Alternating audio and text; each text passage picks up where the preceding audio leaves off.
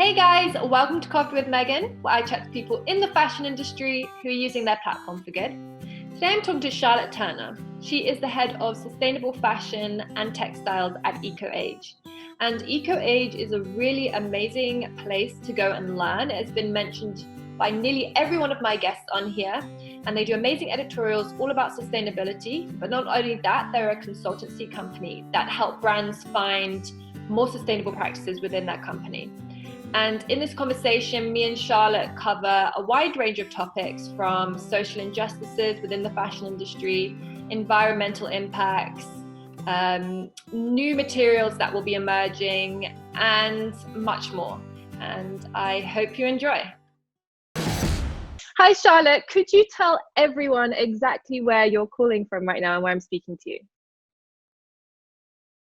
Yes, so I am calling from London, from my home, where I've been working. So I work for EcoAge. Usually we're in our office, but obviously with the global pandemic, we are not at the moment.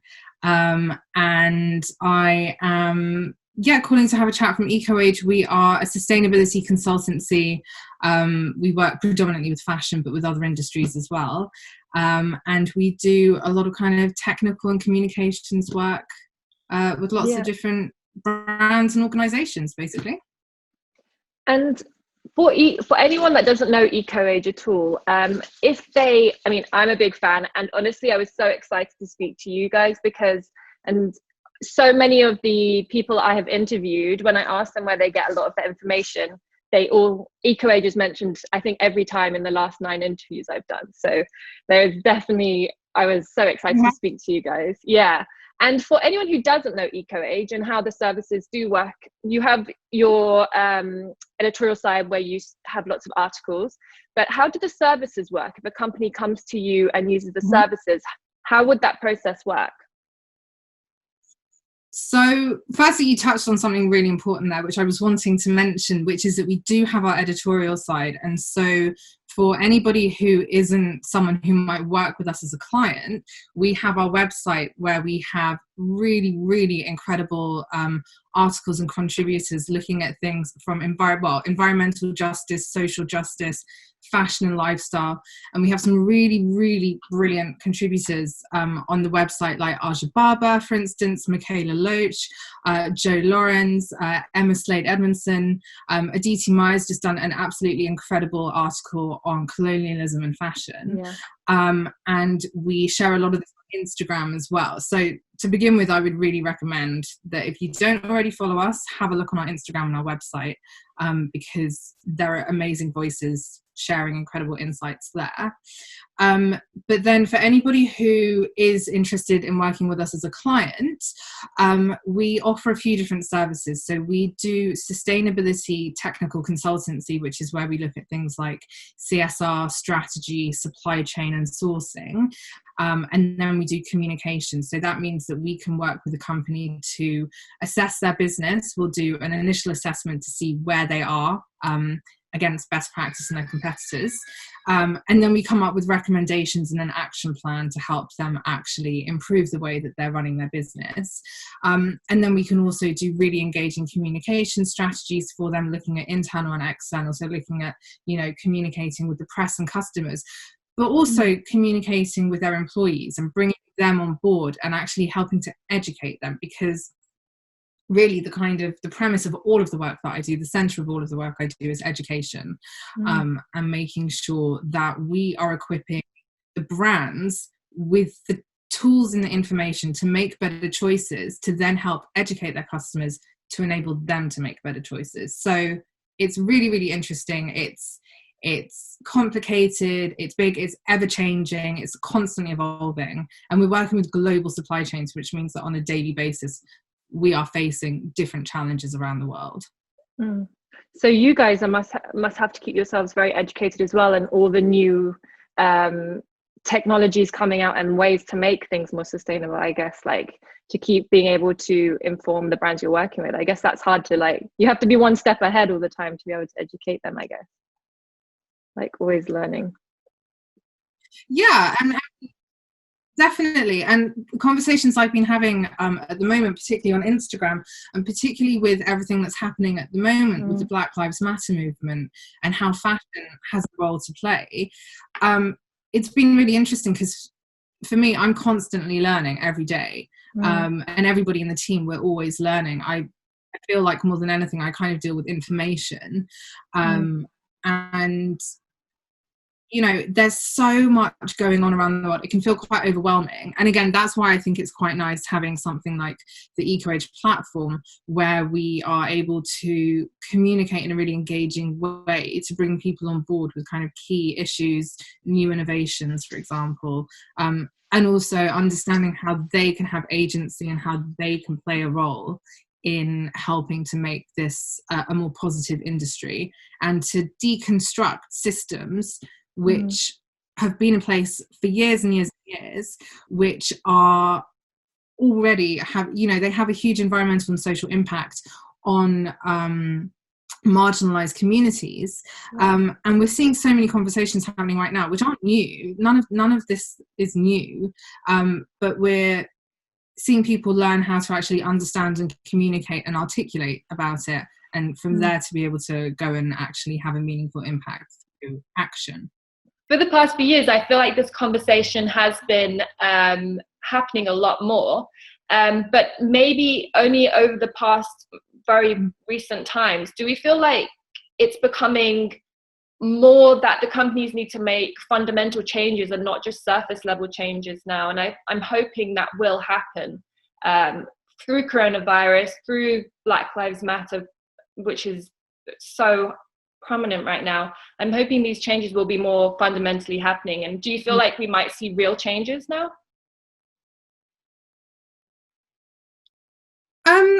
Yeah, I think that's a really good question, because I mean, I went to study fashion in 2005, and I, within a couple of years, was completely focused on this concept of sustainability in fashion, looking at, you know, things like materials and working conditions and global supply chains. And I remember being one of very few people on my course who had this focus. And then I left, and my entire career since has had this same focus. And it's been interesting to see the change that's happened in the last 15 years that I've been looking at this, because it started off 15 years ago with sort of people, you know, vaguely mumbling about it, you know, this kind of idea of, you know, like granola sustainability and hemp, and which is, I have to say, a real bugbear of mine. I love hemp. I think everyone should wear it. And, you know, the conversation has just moved on so much. It's really, really positive to see. And we're seeing huge companies like, for instance, the Carings of the world, a massive corporation, saying, actually, we really need to take this seriously. We need to embed sustainability across our business practices. This is not just because this is what people are talking about. It's a business imperative. They are future-proofing themselves. I think there's still a huge amount more to do. And I think that sometimes, you know, there are brands who sort of pay lip service to this. There are still companies, I think, who see this as a marketing tool, or, you know, a way to appear relevant, or a way to be able to easily say, oh, okay, we're dealing with these issues. Now we're just going to get back to business as usual because we've talked about them, we've addressed them.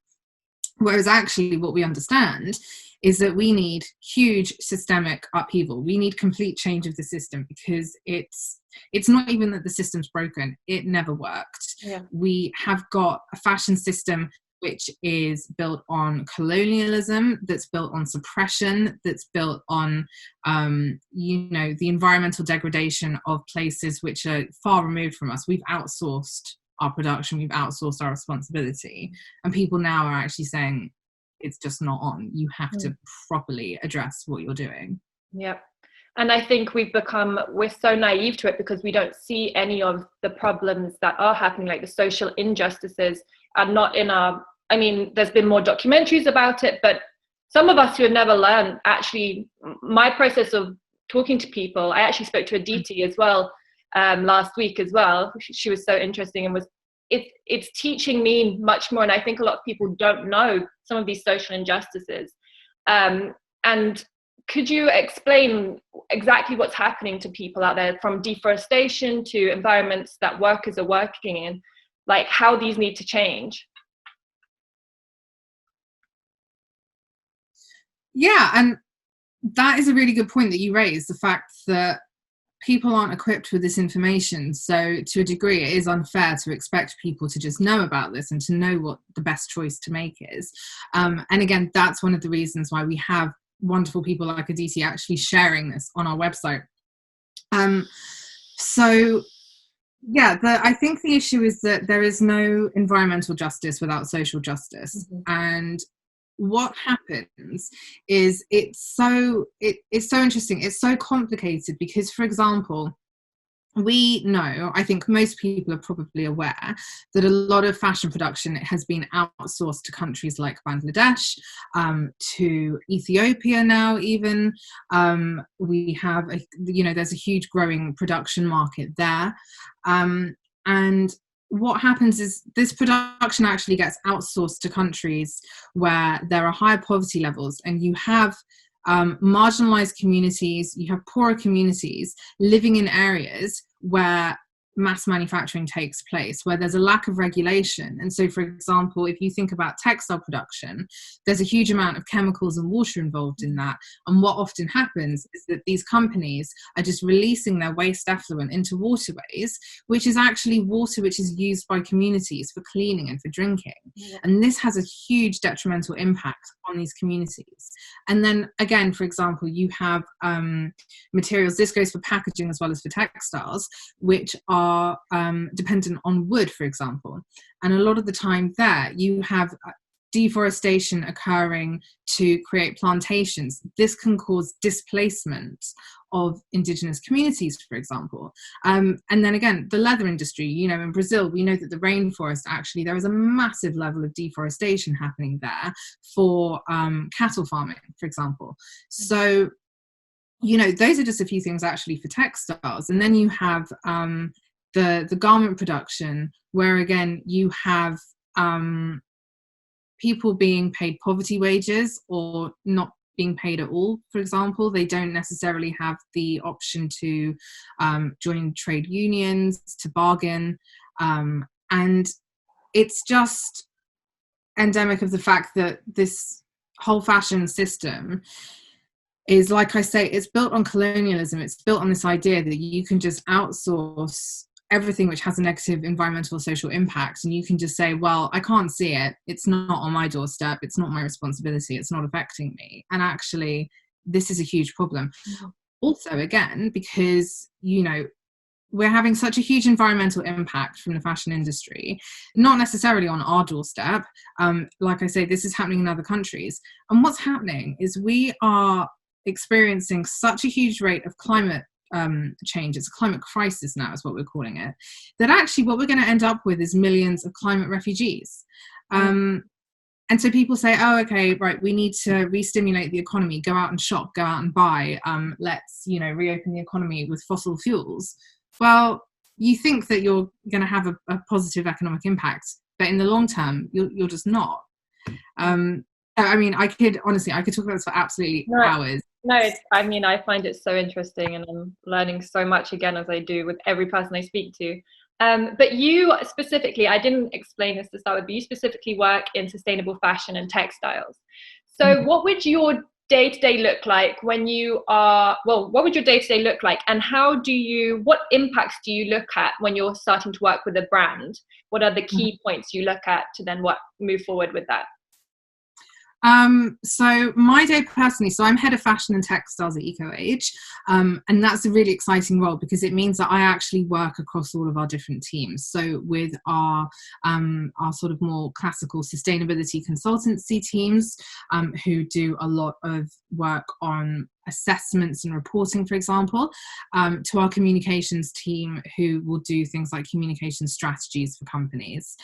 And so what I do, again, a lot of it is based on education, but then there's also, I could be talking with a university, I could be involved in something like the government's environmental audit committee. I was involved in last year or the year before. I can be doing things like mentoring emerging designers and emerging brands. So I've been doing that with the British Fashion Council for a few years. I do some lecturing every now and then, but a lot of the time, actually, what I'll be doing is, writing or reviewing like a huge amount of documents, or talking to current or potential clients to advise them or to find out more about what they are doing and what help they want. And so we, like I say, we work with all sorts of companies. We actually also work with hospitality, the built environment, events. We do sustainable event management as well, which is not my area. And we basically, we'll find out from a company, what do you want to do? You don't have to be, we don't say you have to be perfect to work with us. That's part of what we do. We help you understand what changes need to be made. But we need a real commitment, and we need to know that, as a company, you will work with us to put a comprehensive strategy in place, that you will, set meaningful targets, and that you will publicly report on them. Yeah. And that, you'll engage with your audience and your customers, and you'll be really transparent and honest about what you're doing, because accountability and transparency in communications is so important. And this, people are picking up on this. Customers expect this now. Yeah. And I would say to anybody, hold brands to account and ask them, what are they doing in regards to the issues which are important to you, and make sure that they're communicating about it and reporting about it. And what are the EcoAge principles that are in place that that you look at when you're looking at impacts? So we have our principles which look at social justice, environmental management, and good governance is essentially how we've broken them down. And we actually review these on an annual basis to make sure that they are completely up to date and relevant. And so we've actually just done them. They're going to be launched, I don't know when this is going up, but they'll be on our website for sure in July. But interestingly, considering the conversations which are happening at the moment, and like I said, for me, I'm constantly learning every single day. And just yesterday I was looking at them and I was thinking, okay, so we updated these a couple of weeks ago. I'm reading them again, and actually I think we need to look at them again, because we really need to make sure that these are completely relevant. And I thought I can already see gaps. So we look at things like, fair work and human rights, climate action. We look at transparency in communications, for example. And again, I was looking at these thinking, well, we look at these for within the business itself and for its immediate community, but actually maybe we need to be looking a bit more globally. So again, these are being assessed on a continuous basis. And essentially they're the principles that we essentially measure brands against and measure companies against, and say these are the principles that you should be trying to uphold throughout your business practices. Amazing. Yeah, it's a constant learning and educating people. And when we talk in terms of sustainable fashion as a word, or sustainability as a word, how would you best describe it? Because everyone seems to have a little bit of a different description, because I don't think there is a set description yet, which is a shame, but I guess it's difficult. But how would you best describe it? Again, that's such a good question, because you're right, there isn't one definition for it. I think something I've always said is that it's quite values based. I think that a lot of the time people will think, okay, well, this is what is incredibly important to me, for instance, social justice or environmental impact. Again, as we've discussed before, actually, I think they're intrinsically linked. It's quite hard to separate them. And so for that reason, and I've written some pieces on our website, and I've written about this a little bit because I find it really tricky. And I think people get quite frustrated because I never give a straight answer to this, because I think for me, it's hard to, I wouldn't call something inherently sustainable. I wouldn't call a product or a brand or material sustainable. What I would say is be specific about why it's better. What materials or processes have you used? What systems do you have in place to make sure that the people in the supply chain are fairly treated? What partnerships have you got in place to ensure that you're having a positive social impact and leaving a long-term legacy? So it's like a puzzle of many moving pieces, and it's constantly evolving. It's ever changing. And in terms of textiles, what damage does textiles have? Because people, if you can name a few that could educate people, because they may not even realize. And what are some exciting ones that we should look out for that you feel are coming or are starting to show face more? So again, I could talk about this for hours. Textiles, again, it's an interesting one, because I think that because brands don't communicate that much about them, actually, I think people have a limited opportunity to learn about them.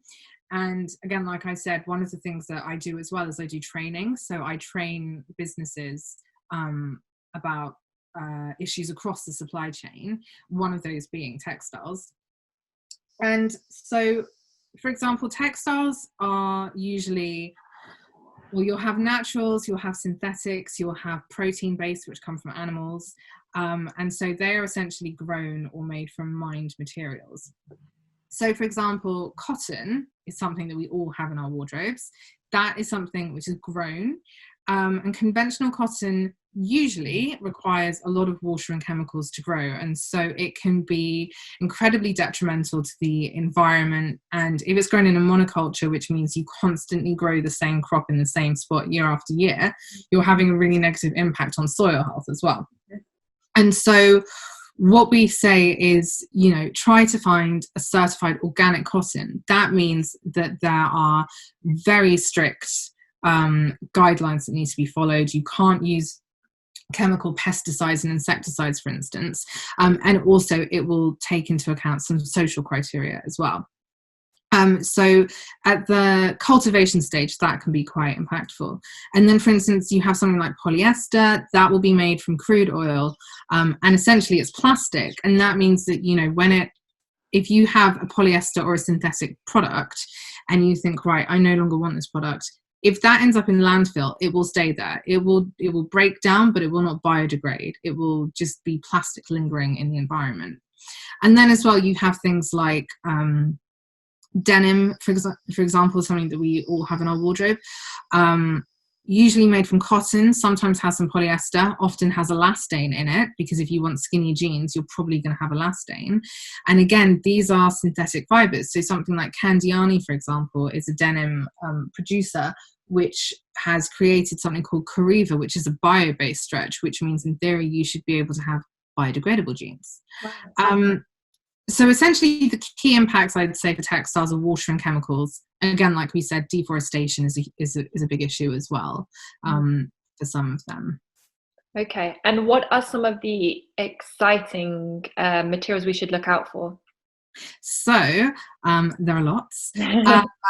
Pineatex is a personal favorite of mine. I've actually got some behind me there on rolls. So this is my room full of textiles, basically.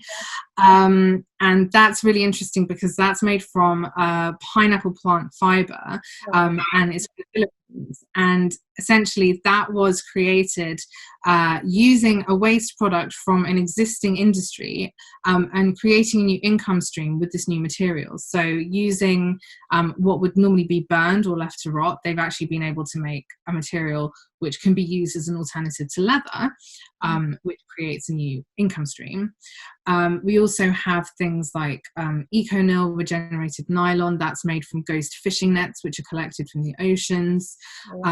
We have things like, you know, all sorts of like lab-grown leather is an amazing one, which I think we're going to really see on a huge commercial scale in the future. But again, as well as like the really exciting like new innovations, we have a lot of things that have been around for years and years and years, which deserve a bit more attention. Like wool, for example, is really interesting because it can actually be part of a regenerative agriculture system, which helps with soil health and with health of the air, for example. And actually, this book, Fibershed, is well worth a read. And this talks about kind of localized supply chains, regenerative farming, for example. So yeah, I think there's like a huge range of new and sort of older ones. Linen, one of the oldest fibers in the world, really low impact, doesn't require chemicals or water intervention, and a beautiful fabric. And if there is so many amazing possible materials to be using, why do we see so many companies not using them? Is it really just because they're stuck in their ways, or is it because of money reasons? And would that make all our products a lot more expensive? And should that be something we should just be okay with, that we should spend more money? But why don't companies do it?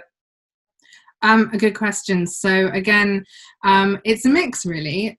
Some of these materials, they're not available on a commercial scale yet. So for example, lab-grown leather, been in development for several years, but we're not at an economy of scale yet where it is commercially feasible for products to be made from it.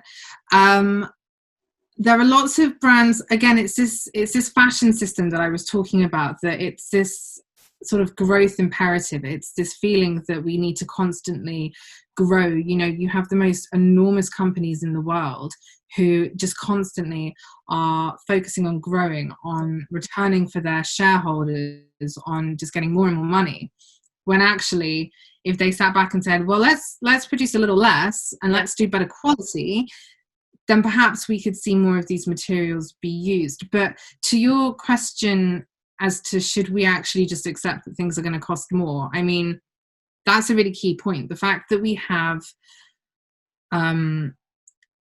this just profusion of cheap and fast, low quality fashion available, this isn't how things have always been. This isn't what's needed. I think it's, you know, it's very easy for me to sit here, and I have to say I'm very aware of my privilege in this situation. Yeah. It's very easy for me to say, oh, okay, well, we should all just be wearing, you know, completely organic, really innovative products, and which, you know, could cost a lot more. Obviously, you know, not everybody has the resources to be able to do that. But at the same time, I think that we've gotten to this really bizarre situation where there's this feeling that we just constantly need to be buying things. Like, buying is a bit of an addiction. I read something interesting that Tansy Hoskins wrote the other day, which is how there is still this stigma of not being up to date with fashion, for example.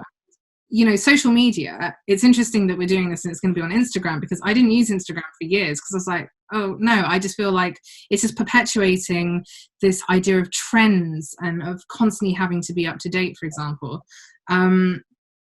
You know, I think so many things have come into play to make people expect fashion to be cheap, to be quick and accessible, and to think that there's this need to constantly buy more and more, when actually there are so many ways that we can participate in fashion and enjoy fashion without buying new products. 100%. And I would say I've probably been a part to play in, well, feeling that way a lot, because I work in the fashion industry as a model, and probably making other people feel that way because it's part of what I've been posting, what I've been doing with my page. But I really feel now, during this pandemic and being at home, and I actually traveled. I usually live in New York, so I traveled with just one suitcase, and I literally packed in 2 hours when we decided to leave. That I realized how little that actually means to me and how little I actually need. And I'm thinking it's been a general mindset of a lot of people, and maybe feeling that more, that it's not necessary to keep up and keep the trends going like that. And talking about social media, you use your Instagram in a really beautiful way where you inspire others to make and show how you make some of your own clothes at home and your patterns and stuff. And you wrote an article about it, about how it's helped your mental health. And I wondered if you could talk a little bit about that and talk about why you wanted to do that and share it with people. Yeah, absolutely. I mean, I made what I'm wearing today. And my first thing would be to say that if sewing seems like a really difficult thing to do, it's just like anything that you learn. I am not perfect at it. To be fair, I did study fashion, but, you know, I think just give it a go always. So I have, you know, on my Instagram, I mainly use it to kind of share things like sewing, weaving, tutorials, different things that I've made. Cats usually feature in there as well. But for me, yeah, so I wrote an article on the EcoAge website about mental health in making, because I think that if you feel comfortable, I think it's a really helpful thing to be open about mental health. So for me, in the past, I've experienced a lot of anxiety. I went through depression as a teen. And then a few years ago, just before my 30th birthday, I was skipping along, so excited to, enter this new decade of freedom and liberation and things.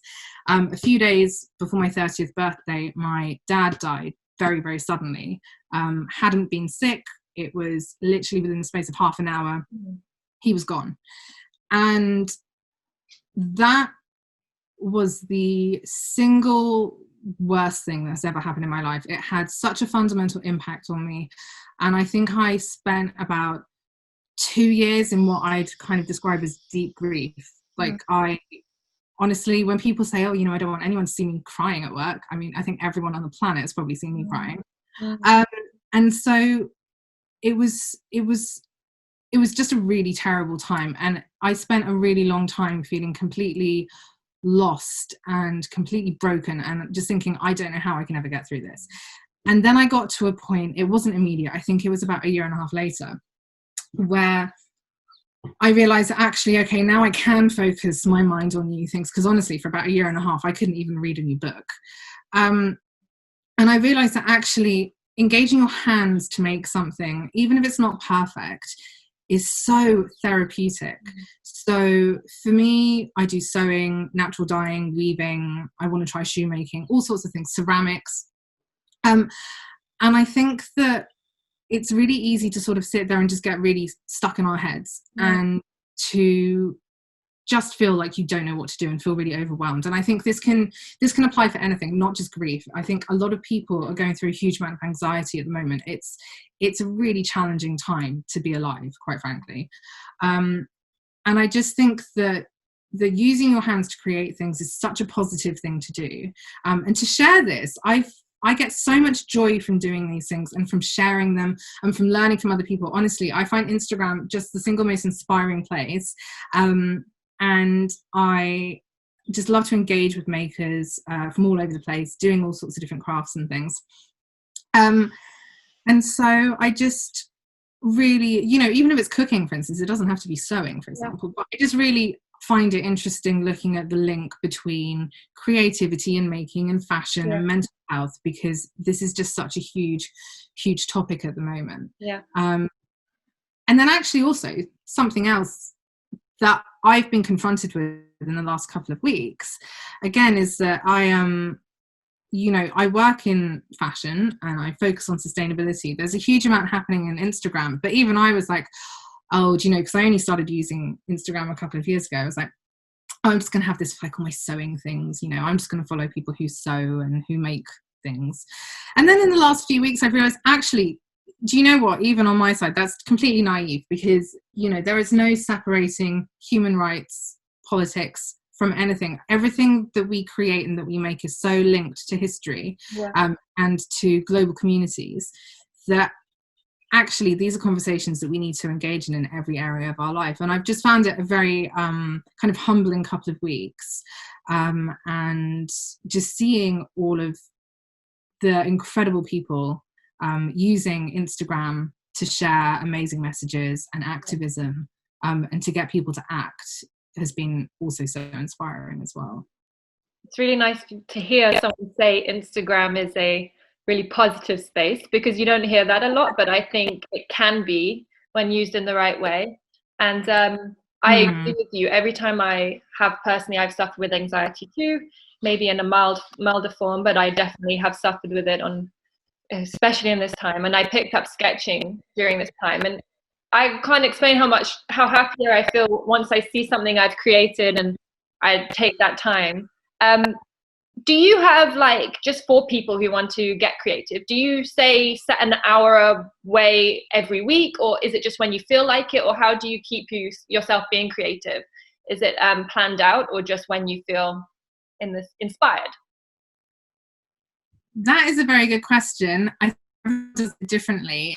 For me, I'm incredibly lucky because I have space where I can store lots of things. I have decades of fabric behind me. I am absolutely addicted. So I love to use things like old bed sheets to like sew. So I don't necessarily buy new fabric, and if I do, I always try to make sure that it's, you know, hand woven, artisanal, organic, Tencel, that kind of thing.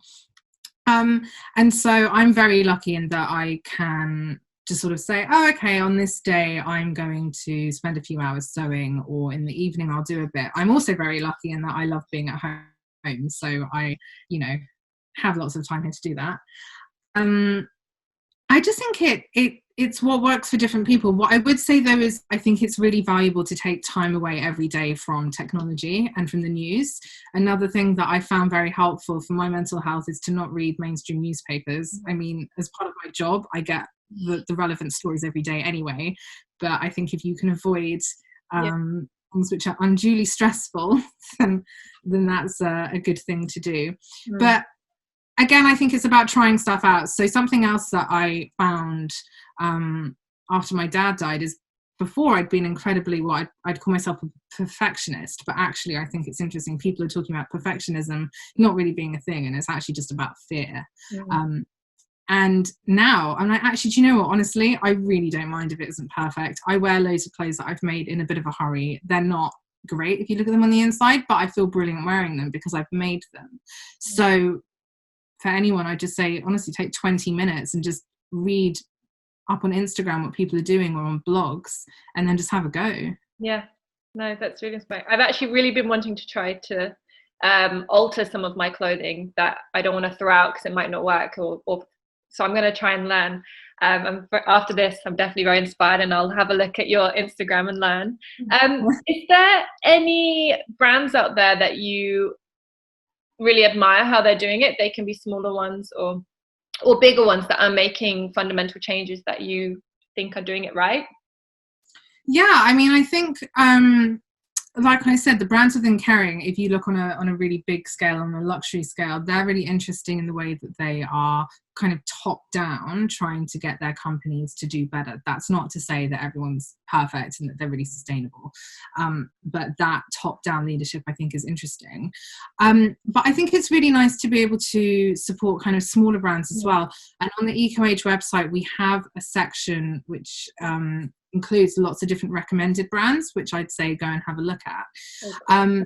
But for instance, you know, some of the really lovely brands that we recommend, Kojo Market is an incredible collective showcasing small designers and brands. Riley Studio is a really lovely one based in the UK. Organic Basics, Girlfriend Collective. People Tree, honestly, is a really lovely accessible one. Mother of Pearl's doing great work. And I think there are brands of differing sizes, differing market levels, who are doing really nice work. And what I'd say is, if you are considering shopping with somebody, have a look on their website, see what they're talking about, what are their values, you know, do you think they address the topics which are really important to you and hold themselves accountable? And something that obviously we're talking about a huge amount now is about diversity and inclusion and equality and opportunity. This is something else that we really need to be holding brands to account for. So again, if you find a brand and you think, well, I love your products, but actually I don't agree with what you're doing, or I want to know more, get in touch with them.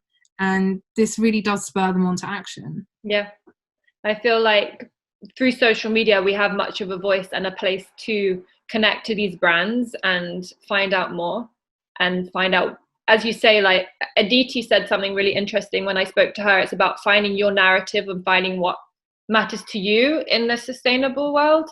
So like that, you can find the thing it's hard to sometimes get all of them in one brand, but if you find what's important to you and then try and follow that, at least is a good start, I think.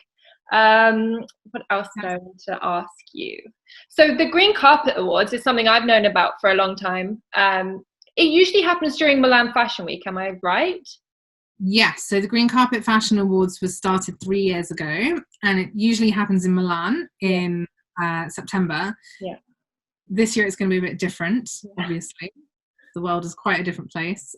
So we've got really exciting plans for that, which we will be announcing. Okay. Awesome. We'll stay tuned. But could you explain What is the purpose of the Green Carpet Awards to people who may not know about it? And EcoAge's role in it. They were part of creating it, right? Yeah. So we launched it with the Italian Fashion Council. And essentially what it is about, it's almost like a continuation of the Green Carpet Challenge, which so EcoAge was launched by Livia Firth in 2009. And she started the Green Carpet Challenge to use this really high profile platform to bring attention to environmental and social justice in fashion. And so what we wanted to do with the Green Carpet Fashion Awards was to continue, using that power of that platform to engage people in a way that hadn't been done before. Because again, a lot of the time, we've been working with huge heritage Italian fashion brands who are doing amazing work, but who might not be taking part in the same conversations that we are, and getting really high profile people involved to actually have the gravitas to say, or to have the the platform and the network and the audience to say, these are really essential and important topics, these are relevant to fashion. Sustainability isn't, like I say, about the kind of granola sustainability image. It's integral to all of the fashion industry. So that was kind of the initial premise of the awards, and it's been really exciting. As part of it, we've had the Green Carpet Talent Competition, which is one of my favorite parts of my job, because I get to mentor all the brands and the designers through that. So we've worked with 30 young designers over the last 3 years on just the most amazing projects, which has been so exciting. So we look at established and emerging fashion. That's so exciting. That must be really fun to be part of the creative process to create those beautiful pieces. And I always love seeing the Green Carpet Awards, because it, as you say, it brings to part of all these influential people who may not be talking about this, but their following then goes to it and learns more about EcoAge, or learns more about green, about what being green means within the fashion industry. And I think it's a really amazing way of doing that. As we end this, is there anything you would like to leave, a parting word or a parting piece of advice to people?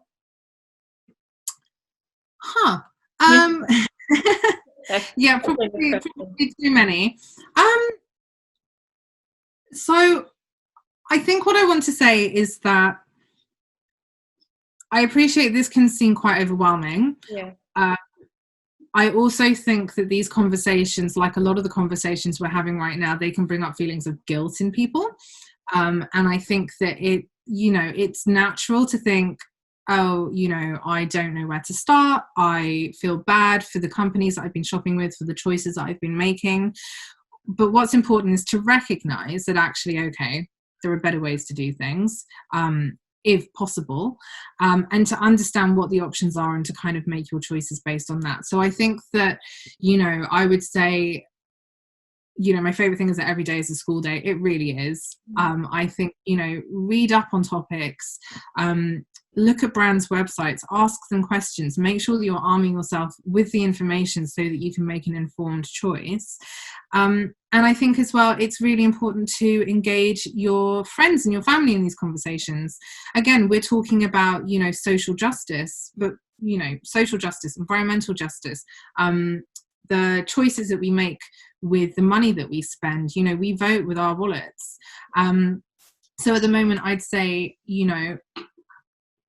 why don't you have conversations with friends, come up with ways to think about different ways to enjoy fashion, clothes swaps when we're allowed to be together again, are a really good way to do this. And just also thinking really hard, like, do we actually need everything that we're buying? Something that Livia started on social media again was the 30 Wears campaign. And that is essentially a campaign where you have to stop and think before you buy anything. So firstly, before you buy anything, I'd say walk away, leave it for a while, and think, actually, do I still want that? Don't just impulse buy something. And then if you decide, okay, no, I do really want this, think, am I going to wear it myself a minimum of 30 times?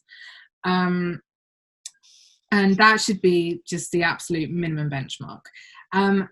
And then think, and then if I don't want to continue wearing it beyond that, can I sell it or can I give it to somebody else? And will it still be good enough quality to continue being worn, rather than just ending up in landfill or being sent to a charity, which also, you know, charities, they have too much to deal with. Yeah.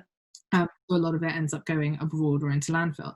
So I think it's just about being really thoughtful with the choices that we make about what we buy, who we want to support, and what message we want to kind of spread with the kind of the voting with our wallet, I would say. Yeah.